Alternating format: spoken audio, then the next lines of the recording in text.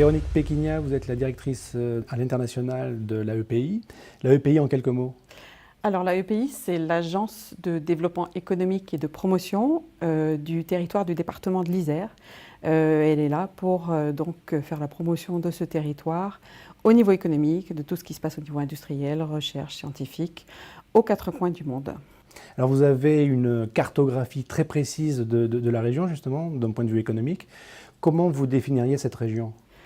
Alors, d'abord, il y a région, département, donc ce sont des termes en ce moment qui sont très à la mode puisqu'il y a toute une refonte, bien sûr, en particulier de l'action économique des collectivités locales, avec la région, justement, dont on fait partie, qui est la région Auvergne-Rhône-Alpes, qui est une région extrêmement forte au niveau industriel, au niveau économique dans la France d'aujourd'hui.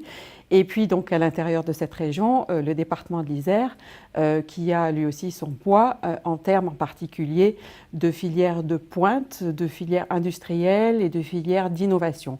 Donc moi, le terme que je retiendrai pour notre territoire, c'est vraiment un écosystème d'innovation au niveau en particulier industriel.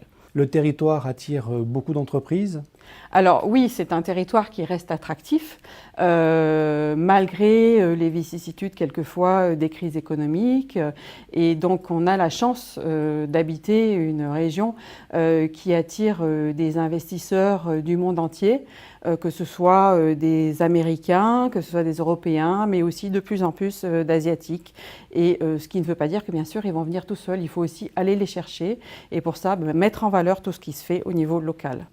Alors, justement, vous avez une belle cartographie. Un congrès Arts et Métiers à Grenoble, c'est quoi pour vous?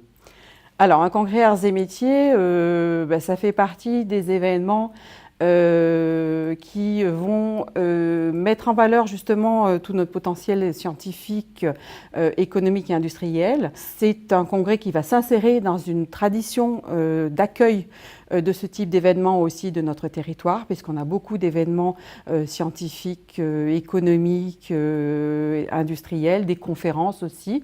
Et la politique d'attractivité d'un territoire, c'est aussi de les attirer, ce type d'événements, parce qu'avec ça, vous attirez des décideurs, vous attirez des gens qui vont compter dans l'économie et qui vont venir, là, ça va être surtout des Français, mais qui peuvent aussi venir du monde entier.